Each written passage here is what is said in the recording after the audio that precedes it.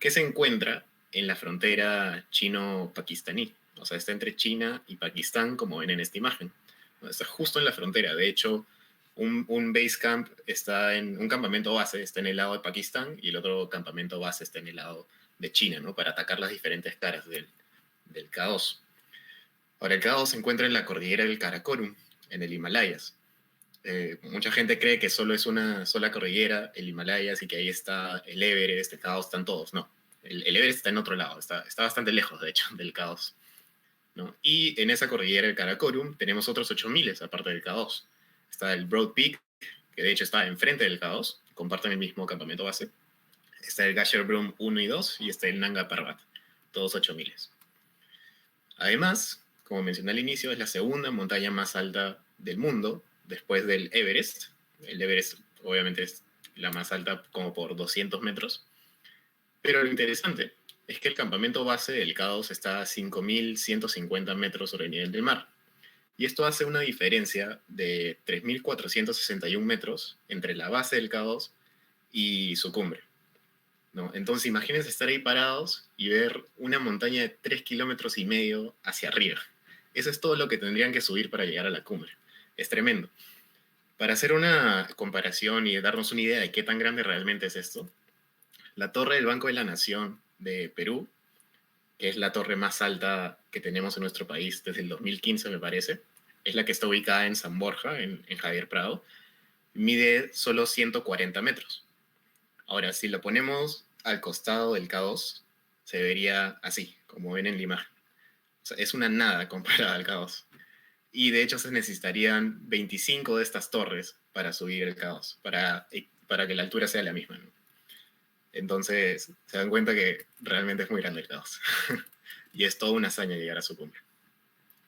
Ahora, continuando, el K2 fue descubierta antes de 1900. De hecho, fue descubierta en 1856 por exploradores.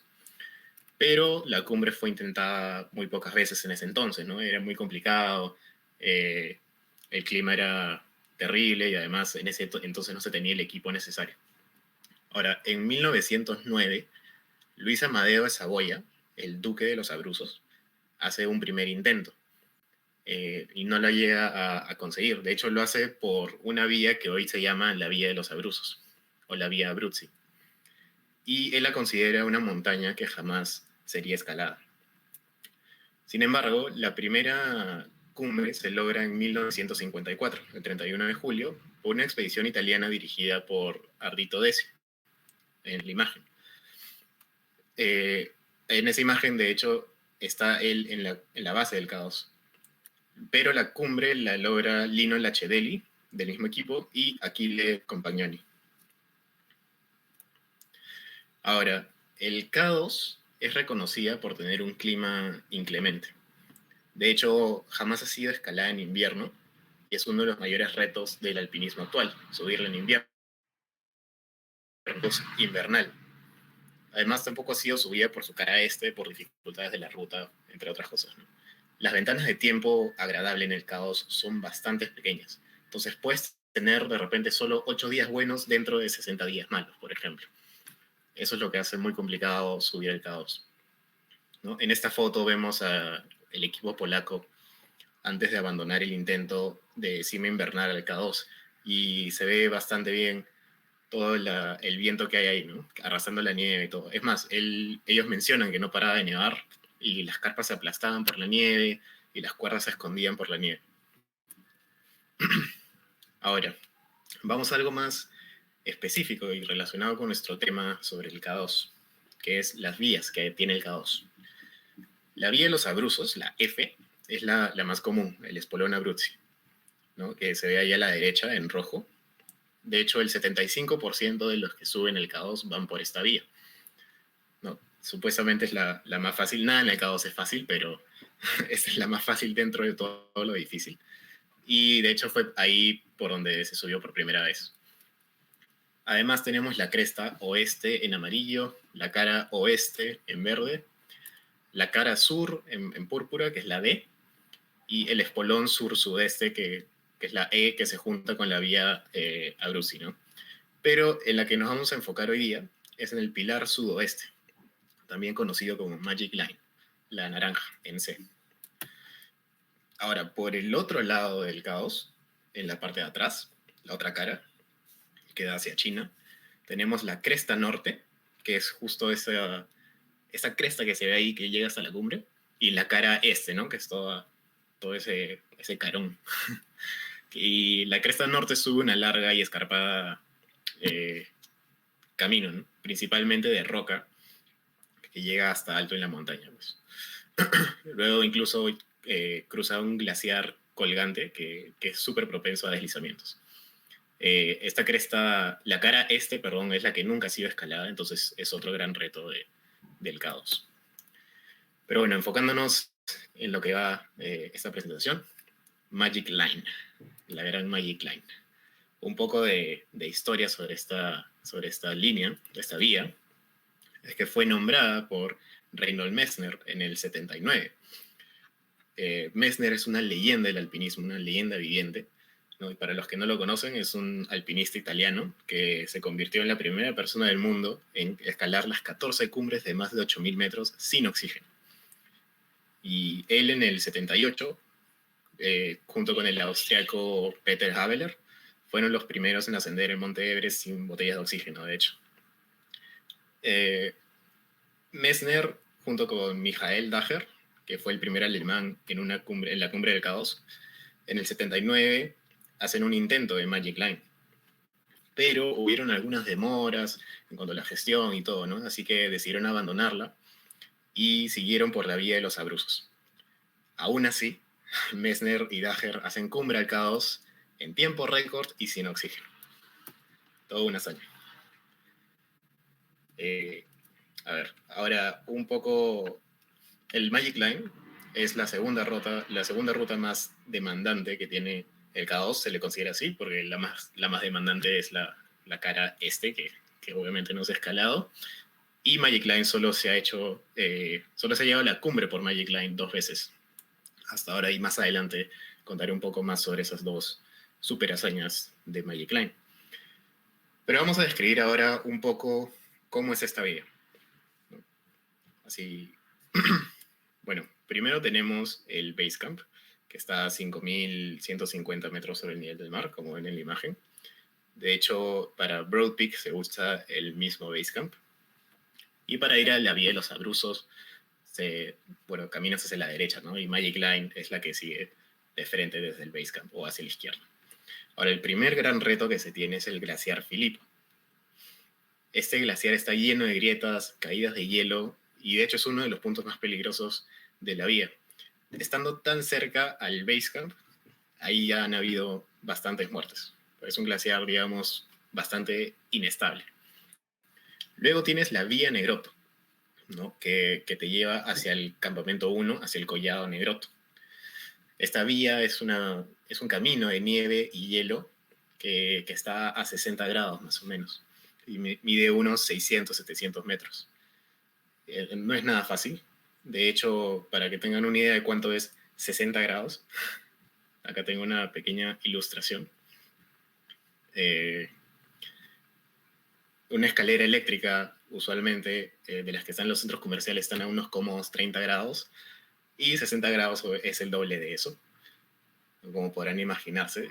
Y no es tan fácil subir eso, y menos cuando estás a casi 6.000 metros de altura, y en nieve que te puede llegar hasta la cintura. Es todo complicado, ¿no? Ya verán qué tan complicado es cuando les cuente una de las historias, que sucede algo interesante acá. Bueno, seguimos. Para llegar al campamento 2, antes de llegar tenemos una fisura de 6º grado, que se llama Hanging Crack. Y luego de pasar Hanging Crack, se llega al campamento 2, también conocido como Nido de Águilas, a 6.900 metros. Hoy en día el Nido de Águilas está equipado con cuerdas fijas, ¿no? Porque hay varias expediciones que han llegado hasta ahí. Pasando eso, el campamento 2, hay varios campos de nieve pequeños y un glaciar colgante a 7.400, 7.500 metros del nivel del mar, que se conoce como el Púlpito, que es el campamento 3. El púlpito es el último lugar antes de la cumbre donde se puede descansar con comodidad. Es una explanada grande y es la última en el K2. Es nieve blanda sobre una zona rocosa, ¿no? Es como un manto de nieve bien grande. Entonces, es nieve y hielo, de hecho. Y es empinado también, no es que esté totalmente horizontal. Y tiene algunas zonas de roca que te llevan a un abismo gigante. Luego, tenemos el campamento 4, a 8.100 metros. Este es el último punto antes de la cumbre donde se puede descansar bien. Y ahí, como ya estás por encima de los 8.000 metros, estás en la zona de la muerte, ¿no? Y de hecho el 30% del oxígeno, ahí tienes el 30% del oxígeno que hay a nivel del mar. Luego viene un camino de nieve hacia la cumbre, que tampoco es fácil, porque tienes nieve hasta la cintura y no es fácil abrir camino por ahí. Ahora, un poco, algunos de los intentos que han habido, intentos sobresalientes a Magic Line. Bueno, uno es el de Messner y Dager, que ya les mencioné, pero otro es el de Renato Casarotto. Renato Casarotto era un italiano y considerado una de las promesas de su época. Él escalaba siempre en solitario. De hecho, hizo el Broad Peak solo, el McKinley en Estados Unidos solo, el Fitzroy en Patagonia, e incluso escaló el Huascarán en solitario. El 7 de julio del 86, después de 2 intentos de Magic Line, Casarotto, solo y en estilo alpino, llega a los 8.300 metros sobre el nivel del mar, pero abandona tan cerquita por mal clima. Solo estaba a 300 metros de la cumbre, pero abandona porque claro, hay mal clima y su experiencia lo lleva a saber cuándo detenerse, ¿no? Él muere el 16 de julio de ese año en su cuarto intento de Magic Line. Regresando al base camp, cae en una grieta de 40 metros en el glaciar Filippi, cuando un puente de nieve en el glaciar colapsa. Solo estaba a 20 minutos del base camp, solo a 20 minutos. De hecho, cuando cayó, alertó por radio al base camp que había caído, que había tenido un accidente. Desde el base camp lo habían visto desaparecer, incluso, o sea, así de cerca estaba. Lo rescataron, pero cuando sale a la superficie colapsa porque estaba gravemente herido y con varias hemorragias internas, y fallece rápidamente. Los rescatistas, sus amigos, devuelven su cuerpo a la montaña en una grieta, y en el 2003 el movimiento natural del glaciar devuelve su cuerpo a la superficie y es recuperado y llevado al Memorial Gilkey, como se ve en la imagen. El Memorial Gilkey es esta zona del K2, como una pacheta gigante, donde tiene placas con nombres de los fallecidos en el K2. Otra cordada interesante es la canadiense, conformada por Barry Blanchard, que es una leyenda del alpinismo norteamericano, Peter Arvik y Troy Kirwan, que hicieron un intento en el 94. Ellos estuvieron 3 días en el Collado del Negroto, equipando, y luego regresan al Basecamp el 29 de junio del 94. Luego el 4 de julio suben al Negroto de noche, cuando todo estaba congelado. El 6 de julio suben 400 metros por encima del Collado Negroto, o sea, por encima del campamento 1 y más allá, llegando al campamento 2, e incluso tuvieron que botar escaleras que otras expediciones habían dejado porque ya estaban en malas condiciones. Pero viene una ventana de mal clima, entonces deciden volver al Basecamp para esperar de nuevo buen clima, ¿no? Llegan finalmente hasta los 8.000 metros un 30 de julio, porque tuvieron unas ventanas de muy mal tiempo. Pero llegan a esos 8.000 metros por la vía Abruzzi. ¿Por qué? Porque ya había tanto mal tiempo en Magic Line que para llegar a la cumbre ellos piensan, necesitamos 6 buenos días para llegar a la cumbre. Entonces de Magic Line deciden pasarse a la vía de los Abruzos. Y llegan hasta los 8.000, pero abandonan de nuevo por mal clima. Y luego de 2 meses en el K2 se retiran. Ahora vamos con la primera cumbre que se logra a través de Magic Line, que es esta expedición polaca en el 86. Ahora, el 86 fue de lo más inusual en el K2. Pakistán había descubierto recientemente el potencial económico de la montaña y curiosamente había concedido 9 permisos de expedición en el K2, que era algo que hasta ese entonces no se había hecho jamás. Entonces había escaladores por toda la montaña. Justo debido a esto, a la gran cantidad de gente que había, fue un verano trágico el del 86 en el K2. 27 personas alcanzaron la cumbre y 13 murieron. A este episodio del K2, a este año, se le conoce como la tragedia del K2.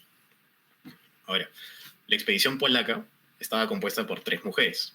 Anna Strzelecka, que tiene 7-8 miles, curiosamente 6 de ellos después de tener 50 años, que es impresionante. Otra es Kristina Palmowska, y la última, Dobroslawa Miodowski-Wolf, también conocida como Mrówka. Luego teníamos 5 hombres. Janusz Macher, que era el líder de la expedición, en la imagen a la izquierda. Peter Brosik, de Checoslovaquia, arriba. Preslo Piasecki, abajo, en gris.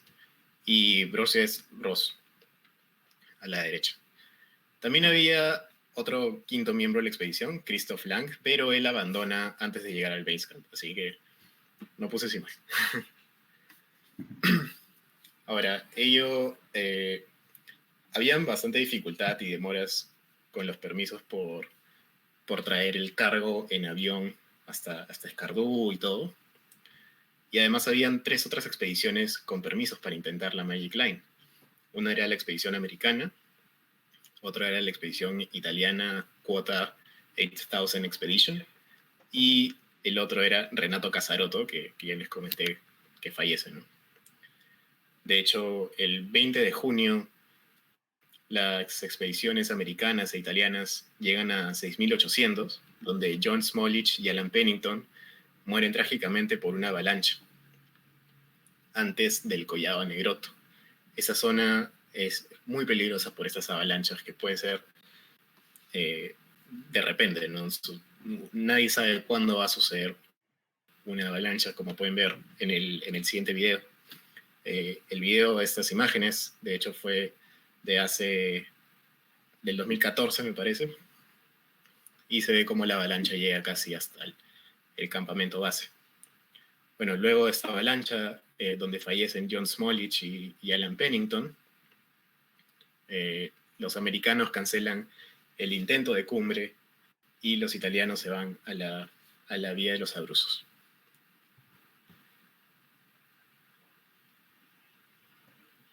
Edward, ¿pasaron las imágenes de la avalancha? Sí, ya pasamos esa imagen, ese video. Genial. Bueno, continúa entonces. El 20 de junio, la expedición polaca llega a Escardú, como pueden ver en la imagen. Escardú es digamos, el pueblo más lejano que se llega en avión y todo, ¿no? Y el 22 de junio empiezan a escalar. Se dividen en 2 grupos. Uno era el grupo de las mujeres y otro el de los 4 hombres. En toda su expedición llegan a ser 3 campamentos, solo 3. Antes les había descrito 4, pero ellos hicieron solo 3. Uno el 24 de junio en el Collado Negrotto a 6.300, otro el 6 de julio a 6.900 y el campamento 3 el 17 de julio a 7.400. O sea, casi un mes de diferencia entre el campamento 1 y el campamento 2, imagínense. Ellos usaron las cuerdas fijas dejadas por las expediciones americanas e italianas. Y el 18 de julio y 19, los 4 hombres suben y fijan las cuerdas desde el campamento 3 hasta 7.600, pero tuvieron que retroceder por el mal clima y volvieron al Basecamp, ¿no? Estando solo a 1.000 metros de la cumbre. El 29 de julio salen del Basecamp para intentar la cima. Ahora, Ahora, Bosick, Piasecki y Ross pasan la noche en el campamento 2 y 3. Ahí pueden ver en la imagen a Bosick, Piasecki y Ross. Y lo que ellos hacen es bivaquear a 8.000 metros el 1 de agosto. Luego de fijar las cuerdas a 7.600, de 7.600 a 7.800 metros, ¿no? El 2 de agosto ellos bivaquean a 8.400 en un saco de bivac. ¿no? De hecho, en la imagen referencial de la esquina inferior izquierda, ven más o menos lo que es un bivac, para los que no conocen el término. Es básicamente acampar al aire libre o improvisar un campamento, ¿no? Sin carpa, ¿no? O sea, hacer un hueco de repente o buscar una zona donde puedes dormir de alguna forma. Entonces, imagínense hacer eso a 8.000 y a 8.400 metros sobre el nivel del mar. Finalmente, el 3 de agosto, llegan a la cumbre a las 6 de la tarde. A la derecha vemos una imagen referencial de la cumbre del K2, más actual. Claro, en esa época creo que no se les ocurrió tomar una foto de la cumbre, ¿no? En el 86. Hubiera sido una cámara... o sea, era más peso que llevar. Ahora lo tienes en tu celular nomás. Bueno, ahora sobre el descenso. Debido a la dificultad de la ruta, ellos deciden descender por la vía Abruzzi, que estaba asegurada por cuerdas fijas y varios campamentos en el camino. El 3 de agosto, a las 11:30 p.m., sucede un accidente a 8.100 metros. Ellos iban rapelando en las cuerdas fijas del bottleneck, que se ve ahí en la imagen, justo debajo de la cumbre, el bottleneck o cuello de botella en español, y descienden en el siguiente orden, ¿no? Primero baja Piasecki, después desciende Bosick y finalmente Ross. Pero solo Piasecki tiene una buena linterna frontal. ¿Ya? Y esto es como a las 11 de la noche. Ahora, sucede que había un espacio de 1 metro entre las cuerdas fijas que ellos descendían, ¿no? Entre las últimas 2 secciones que ellos descendían, había un espacio de 1 metro. Que uno puede pensar que no es mucho, pero si estás en el cuello de botella, que es una zona bastante peligrosa y angosta, 1 metro se siente como mucho más, ¿no? Piasecki le comunica a Bosick sobre este espacio de 1 metro entre las cuerdas, y Bosick le comunicaría esto a Ross, ¿no? Piasecki rapela los últimos 50 metros, Bosick lo sigue, y esperan a Ross para descender la última parte de la sección hasta el campamento 4, que no tenía cuerdas fijas. Cuando de repente escuchan el ruido de una caída, ellos piensan lo peor, pero claramente a esa altura no hay nada que hacer. Luego de estar cansados de haber hecho la cumbre, también no hay nada que hacer más que esperar. Ahora, había otro equipo, otra expedición coreana, de hecho que fueron los primeros en subir al K2, los primeros coreanos en subir al K2, que ya habían hecho cumbre y venían detrás de ellos, ¿no? Entonces, de repente, había un miembro del equipo coreano que estaba detrás de Ross, y Piasecki y Bosick se encuentran con él, ¿no? El coreano baja, desciende. Entonces, en ese momento ya sabían, el coreano les dice que no había visto a Ross, entonces ya sabían que Ross era el que se había caído, ¿no? Luego, más tarde, ellos se enteran de que este tramo no tenía cuerda porque uno de los coreanos, sin querer, le había cortado para empalmar otro tramo de cuerda fija al que le faltaba un trozo, ¿no? Sin medir las consecuencias que esto tendría. El 4 de agosto, a las 2 de la mañana, Piasecki y Bosick llegan al campamento 4 de la vía Abruzzi. Ahora, ¿qué pasa con Janusz Maher? Janusz Maher, que es el segundo de la imagen de la izquierda, se había unido a 2 de las chicas, a Srebinska y Palmowska, y habían bivaqueado a 8.200 metros con la intención de atacar la cumbre al día siguiente. Pero el 4 de agosto reciben las noticias acerca de la muerte de Ross y de esta tragedia, ¿no? Entonces ellos, emocionales, deciden dejar de subir y abandonar la ruta. Janusz, se siente en la nieve, apoya la cabeza en sus manos y entre sollozos dice la frase que ven en la imagen: ya he tenido suficiente, que le den por culo al K2. Ahora, mientras ambos equipos descienden, el clima se pone terrible. Como le describe Janusz, ¿no? Los vientos soplaban como un huracán giratorio y enceguecedor. Masas de nieve amenazaban constantemente con enterrarnos vivos. Era tenebrosamente helado. El 6 de agosto, Bosick y Piasecki llegan al campamento base, y el 8 de agosto, Maher, Srebinska y Palmowska llegan al campamento base. Pero Srebinska y Bosick tienen los pies congelados debido a estas tormentas, y pasan varios días antes de que todos se recuperen de lo exhausto que estaban. Ahora vamos con la expedición catalana. La expedición catalana se da en el 2004 y está compuesta por Jordi Corominas, Oscar Cadiac, Manel de la Mata y Jordi Tosas y Valentín Giró, ¿no? En las tres primeras imágenes están Jordi Corominas, Oscar Cadiac y Manel de la Mata, y en las siguientes vemos a Jordi Tosas y Valentín Giró. De ellos 5, solo uno alcanzaría la cumbre. Y eso sucede 18 años después que la primera cumbre a través de Magic Line, ¿no? Entonces, ellos hacen 60 kilómetros en auto desde Escardú, ¿no? Y luego un trekking de unos días en el que cada día se sube 300 metros. Entonces se considera una perfecta aclimatación justo antes de llegar al K2. Pero un dato interesante es que hay 40 grados centígrados de diferencia entre el día y la noche en ese trek. Entonces, no es que sea fácil tampoco. Ahora, en la siguiente imagen vemos a dos personas de la expedición. Me parece que uno es Valentín Giró y el otro es Manel de la Mata, en el glaciar Filippi, para que vean más cómo es el glaciar.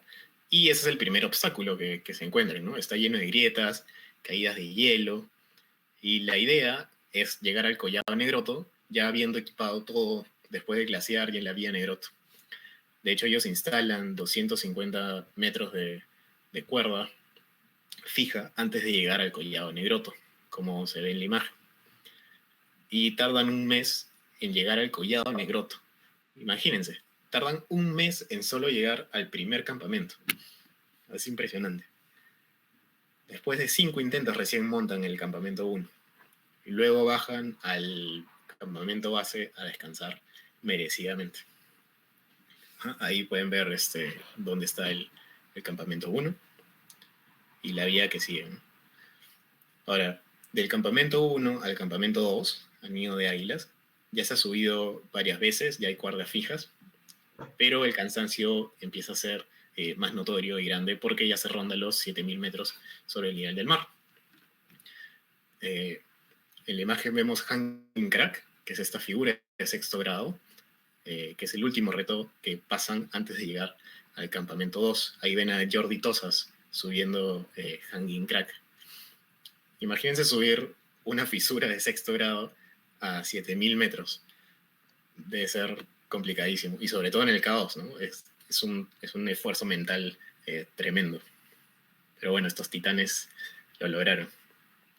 Luego, a finales de julio, tienen una ventana de tiempo de 2 días, que es todo un récord en el K2. Y a esa altura del campamento 2 ya no hay avalanchas. Entonces es una preocupación menos, pero por el otro lado hay demasiado viento. Ellos aprovechan el buen tiempo, esta ventana de tiempo, para llegar al campamento 3, el Púlpito, a 7.500 metros sobre el nivel del mar. Ahí Jordi Tosas termina de equipar las cuerdas justo antes de llegar al campamento 3, pero se retira por motivos personales, ¿no?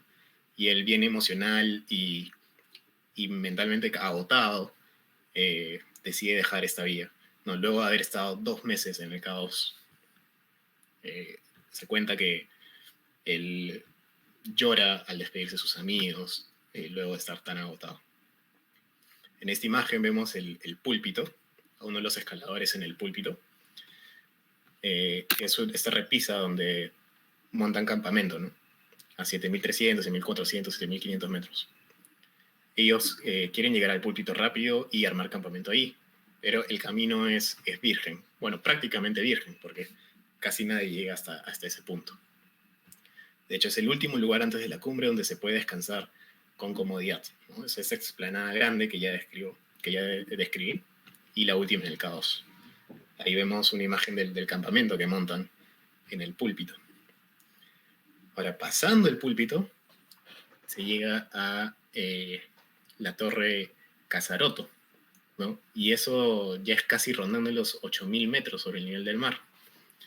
Y la torre Casaroto es este corredor bastante difícil, como ven en esa imagen, y es el reto antes de llegar al campamento 4, ¿no? Totalmente difícil. El campamento 4 es el que forman justo antes de llegar a la cumbre, y pueden ver el campamento 4 también en la imagen.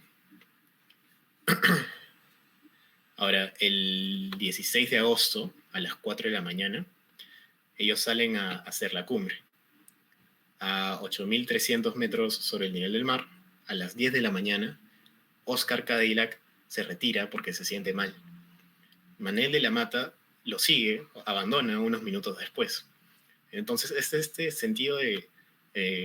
es toda la experiencia que llevan ellos para decidir cuándo abandonar, a pesar del buen clima, a pesar de que están a solo 300 metros de la cumbre. Sin embargo, Jordi Corominas continúa, y él se pasa 24 horas abriendo huella con nieve hasta la cintura, ¿no? Finalmente llega a la cumbre a la medianoche de hecho, y no se detiene ni un minuto, ¿no? Es más, Jordi menciona, para nosotros era más hacer la vía, no tanto llegar a la cumbre, refiriéndose al objetivo de todo el equipo, ¿no? Ahí vemos unas imágenes, de hecho, de la vista que se ve desde el campamento 4. Impresionante. Única, solo para algunos privilegiados. Ahora, el descenso. Jordi desciende solo por la vía de los Abruzos, por la vía Abruzzi, y ahí se encuentra con una expedición japonesa y llega al campamento 3 de la vía Abruzzi a descansar después de 30 horas de esfuerzo continuo. Tremendo. Imagínense, 30 horas de esfuerzo continuo por encima de los 7.000 metros. Uf. Manel y Oscar, que habían abandonado, descienden por Magic Line. Cuando ellos se retiran a los 8.300, bajan hasta 8.100 metros, donde estaba su campamento 4, para descansar un rato en la carpa, y luego descienden juntos hasta el campamento 3 del Púlpito. Llegan al campamento 3 a las 4 de la tarde y ahí deciden pasar la noche. Al siguiente día, Manel y Oscar continúan descendiendo, pero el clima continúa empeorando. Sin embargo, ellos estaban alegres y contentos, ¿no? Incluso en el descenso conversan sobre futuros proyectos y nuevos retos para los siguientes meses. Ellos duermen de nuevo en el campamento 2 a 6.900 metros y a la mañana siguiente, un miércoles, descienden hasta el campamento 1 en el collado Negroto. Ahí es donde Manel se empieza a sentir mal, con dolor de estómago y cansancio. Esto evitaba que él respire bien. Oscar se queda con él, obviamente, ayudándolo a rehidratarse, comer y mantenerse caliente. El problema es que no tenían comunicación con el campamento base, ya que el frío extremo había agotado las baterías de su radio. Ese mismo miércoles, a las 8 de la noche, Oscar llega a comunicar ayuda a Negroto por la radio al campamento base. Valentín Giro es quien estaba en el campamento base. Ahí lo ven en la imagen a Valentín. Bueno, primero a Manel y después a Valentín. Con todo el equipo de comunicación, ¿no? Y Valentín Giro es quien estaba en el Basecamp comunicándose con los chicos siempre. Y él recibe el mensaje. Él es quien gestionaba toda la expedición desde el campamento base. Una hora después y en medio de una tormenta de nieve, Valentín y Balti Gulam, que también estaba en el Basecamp, salen del campamento con comida y medicinas, pero el alto riesgo de avalancha los obliga a retirarse un poquito después. Al día siguiente, el 19 de agosto, a las 3 de la mañana, finalmente dejan el Basecamp para subir al campamento 1 en Magic Line y ayudar a Manel de la Mata y a Oscar Cadillac. Mientras tanto, a las 4:30 de la mañana de 19 de agosto, Manel muere en brazos de Oscar por una peritonitis y su cuerpo es enterrado en la base del K2, ¿no? Como diciendo, nosotros le pertenecemos a la montaña y no la montaña nos pertenece. Así que fue una vez más un éxito trágico, por así decirlo, ¿no? Llegar a la cumbre por Magic Line, pero con estas tragedias de por medio, creo que no te da una sensación de éxito, ¿no? Por esta gran hazaña, la FEDME, la Federación Española de Montañismo y Escalada, le da el premio que dan cada año a las grandes hazañas a los chicos que completaron la Magic Line. De hecho, a Manel de la Mata le dan el Post-Mortem Cruz de Sant Jordi, la Cruz de San Jorge, que es una medalla que se le da a las personas sobresalientes y dignatarios de Cataluña. Ahí vemos dos fotos del equipo. Y bueno, esa es la historia que les tenía que contar hoy. Dos éxitos importantes, pero siempre bajo la sombra de estas tragedias, ¿no? Que le quitan esta sensación de éxito, de satisfacción, estas cumbres tan importantes. Gracias. No, gracias a ti, Franco. Realmente bastante conmovedoras estas historias. Eh, Desde ya yo quiero empezar con unas preguntas justamente mientras termine de procesar todo este cruce de emociones, ¿no? Es decir, haber logrado una cumbre y haber perdido eh, eh, compañeros, ¿no? Y en momentos sorpresivos, ¿no? O sea, que te dé una peritonitis, o sea, es terrible, o sea, ni siquiera fue un edema o un accidente, fue una peritonitis. Y eso, cómo lo prevés? No, eso no se prevé de ninguna manera. Pero bueno, la primera pregunta justamente va un poco en relación a esta parte de la peligrosidad. Según lo que has podido analizar en estas historias, ¿qué motiva a una persona a exponerse a un lugar tan peligroso? Que, según lo que tú has visto, ¿cuál es tu percepción sobre este tema? Bueno, primero está la gran pasión que tienen todos por la naturaleza, ¿no? Definitivamente. Yo estoy seguro que ninguno de ellos va a dejar nada sucio por ahí. Entonces eso es un gran respeto y pasión por la naturaleza.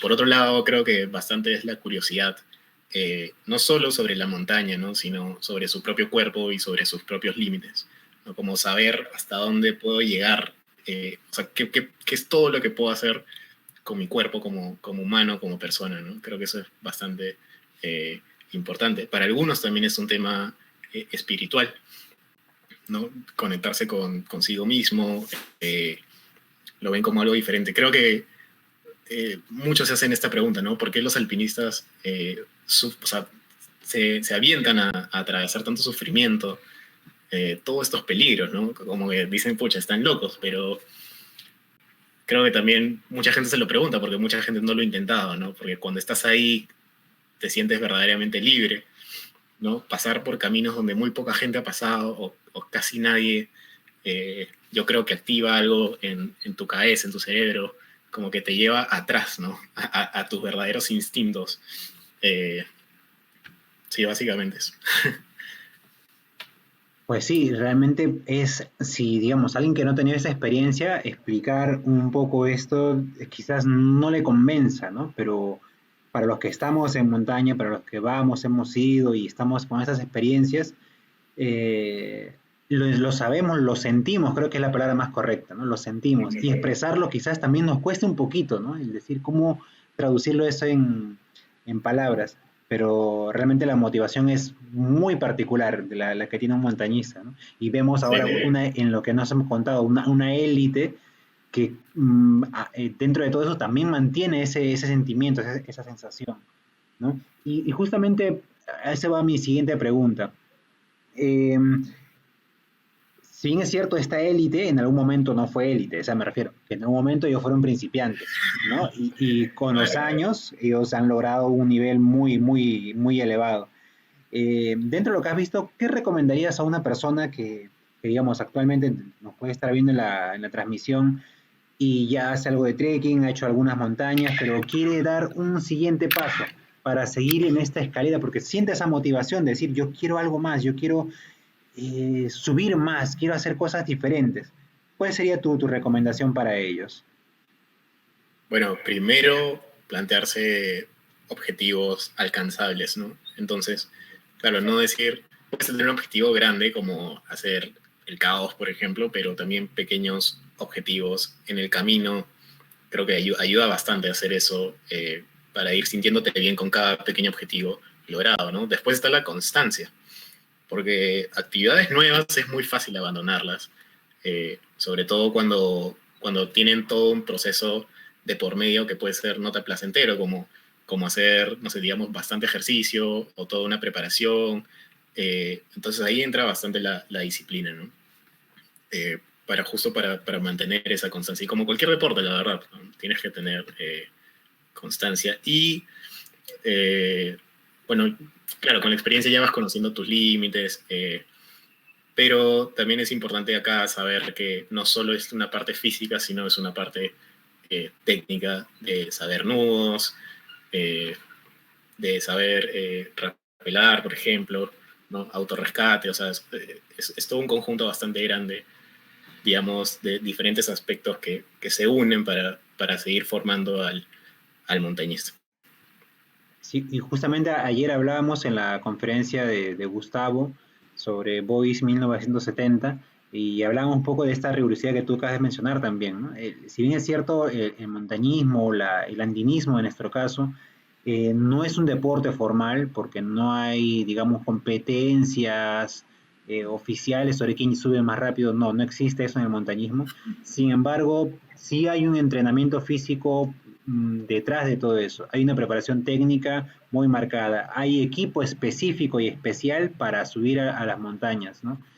Pero no compites con tu compañero, no es que yo te voy a ganar, no, no hay competencia. Incluso en otros momentos de la historia ha habido casos en que dos cordadas iban por la misma vía y simplemente había un gesto de caballerosidad. Bueno, quien llegó primero va, y en algunos casos decía, no, ¿sabes qué? Vamos juntos, ¿no? Claro, ¿No? Entonces, quizás el montañismo como deporte formalmente quizás no encaje, pero y sin embargo sí hay una competición que es con nuestros propios temores, nuestros propios pensamientos de limitaciones que tenemos, ¿no? Muy bien, exacto. Franco. Y cuéntanos, tú, digamos, de antes que empezaras con esta labor de investigación sobre este tema, y ahora que ya nos has compartido todo esto, ¿qué reflexiones, qué aprendizajes podrías compartirnos que has logrado tú personalmente sobre esto? En primer lugar, quiero mencionar que mientras investigaba esto y veía las diferentes tragedias, no, sobre todo las del 86, que hubieron tantas muertes involucradas ahí, fue, es duro, ¿no? Porque te imaginas a tus compañeros logrando todo un éxito, pero de repente uno fallece y es, ala, o sea, todo este sacrificio que hemos hecho realmente valió la pena o no valió la pena, pero por otro lado los montañistas ya tienen esta mentalidad, ¿no? Saben que, o sea, todos saben a lo que se están metiendo, ¿no?